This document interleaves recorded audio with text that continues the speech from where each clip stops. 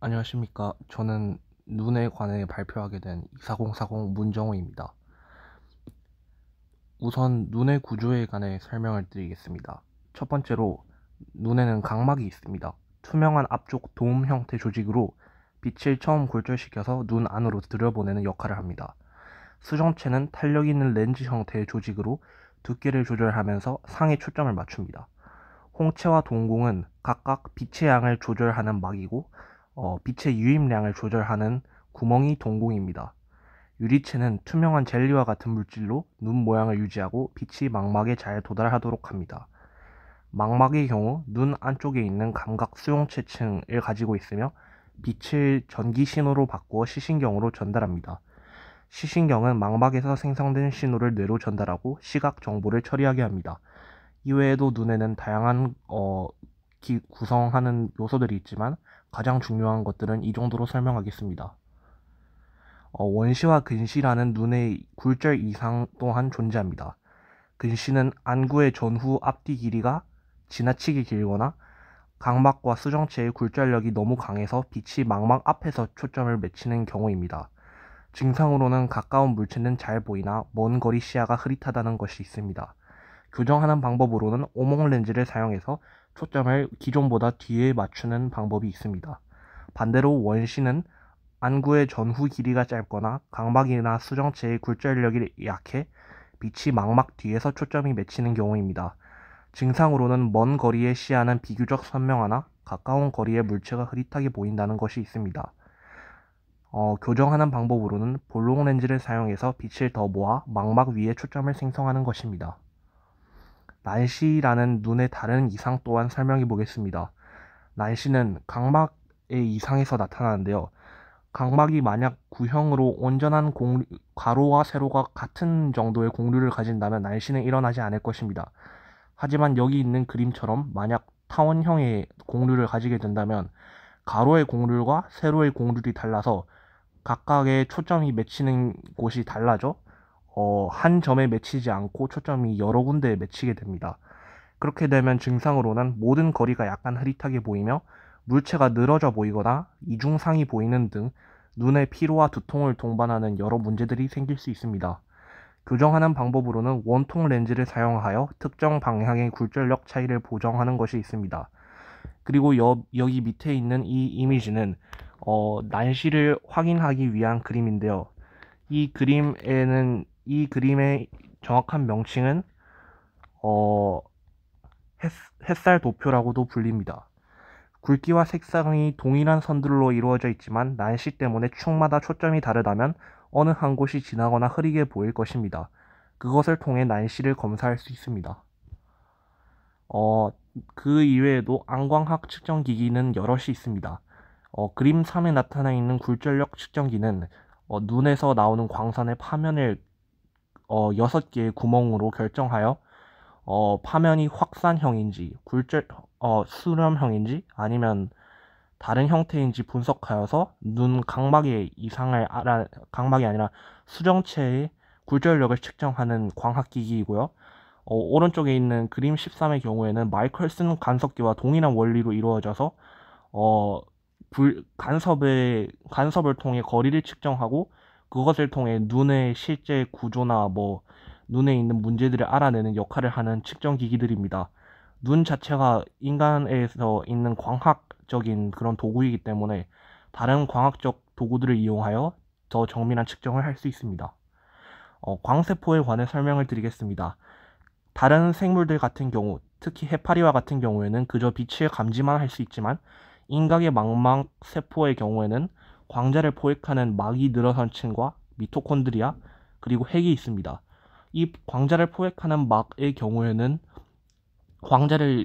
인간의 경우 두껍게 쌓여 있어서 약 90 몇 개 정도가 있기 때문에 광자를 더 잘 포획할 수 있고 따라서 빛을 더 정교하게 받아들일 수 있습니다.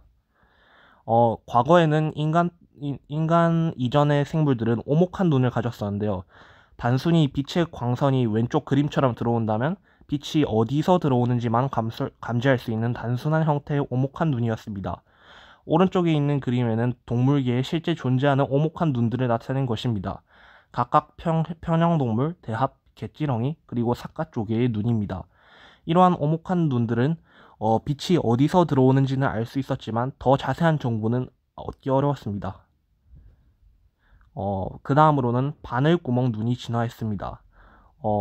여기 그림 5에 오목한 눈의 경우 그림 5의 경우처럼 상이 맺힐 거라고 생각할 수 있으나 실제로는 그림 6처럼 상이 맺히기 때문에, 즉 빛이 여러 방향으로 들어와서 상이 난잡하게 맺히는 문제가 생깁니다. 이 문제를 해결하기 위해서는 오목한 눈으로 들어오는 빛을 조절할 필요가 있습니다. 빛이 들어오는 구멍을 좁게 한다면 그림 7에 나타나는 것처럼 특정 한 상만 눈에 맺히게 할 수 있을 것입니다. 이러한 형태로 진화를 한다면 상이 하나로 더 수렴하게 되어 더 정확한 정보를 전달받을 수 있을 것입니다. 바늘구멍 눈에 현존하는 예시들입니다. 다양한 무척추 동물의 눈, 흐릿하지만 효과적인 상을 형성하는 방향으로 진화해 나갔습니다. 여기 A, B, C, D, E는 각각 앵무족의 고둥, 쌍각 연체동물, 전복, 갯지렁이의 눈입니다. 렌즈 구조의 형성에 대해 알아보겠습니다. 기본적인 굴절 형상은 왼쪽에 있는 그림과 같지만 원형 물질에서는 굴절이 이 그림에 나타난 것처럼 되어 한 점으로 모이게 됩니다. 다양한 무척추 동물 동안 유리질 덩어리로 형성된 렌즈 형태의 주머니 형성을 통해 바늘구멍 눈 없이도 유리질 덩어리가 빛을 모으는 역할을 해 하나의 상만 맺히게 하는 그런 진화적 우연의 산물로 진화적 과정이 일어났습니다. 렌즈의 조건으로는 렌즈와 망막이 분리되어야 하고 렌즈의 굴절률이 렌즈와 망막 사이 물질의 굴절률보다 커야 한다는 것이 있습니다. 원시적 형태에서 특정 조건을 만족한 형태가 우연히 나타나고 점차 인간의 수정체와 가깝게 변화하였습니다. 단 렌즈형 구조 내의 굴절률이 이상적이지 않은 형태로 처음에는 진화하였던 것을 알 수 있습니다. 수정체의 발달에 관해 알아보겠습니다. 기존 수정체는 단순한 물의 덩어리 상태였지만 내부에서 외부까지의 굴절률이 연속적으로 변화하는 형태로 진화하였습니다. 생명체의 특성과도 연관이 있는 부분이지만 저희는 광학적 특성을 알아보기 위한 것이므로 이런 특성이 있다는 것 정도만 알겠습니다. 곡면 거울과 가리비의 눈에 대해서 알아보겠습니다. 앞서 설명한 바늘구멍 눈의 단점을 해결하기 위해 생물들은 다양한 방식을 채용했습니다. 첫 번째로 가리비의 눈이 있는데요. 곡면 거울을 이용하는 방법입니다. 렌즈가 빛을 모으는 역할을 할 수는 있지만 곡면 거울 또한 같은 역할을 할 수 있습니다.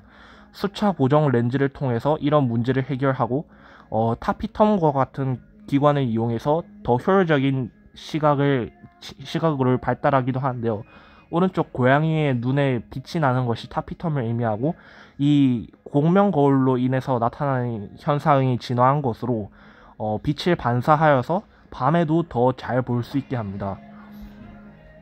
그리고 연립상 겹눈과 중첩상 겹눈이 있습니다. 연립상 겹눈과 중첩상 겹눈은 겹눈에서 특별한 방식으로 상을 맺히는 방식으로 연립상 겹눈은 겹눈의 구조를 조절하여 상을 정확하게 맺히게 하는 방식이지만 중첩상 겹눈은 다양한 상들 중에서 시각세포의 각도를 조절해서 특정 시각세포에 있는 정보만 받아들여 사실상 받아들일 때는 하나의 상으로만 받아들이는 방법입니다. 이렇게 하면 난잡한 상을 피할 수 있습니다. 앞서 말한 바늘구멍 눈의 단점을 해결하는 방법들은 실제로 여러 가지가 있는 것으로 알려져 있습니다. 다양한 생물들의 눈에 대해 알아보겠습니다. 여기 그림 5-31에 나타난 바틸리크놉스 엑실리스의 놀라운 이중눈을 보여드리겠습니다.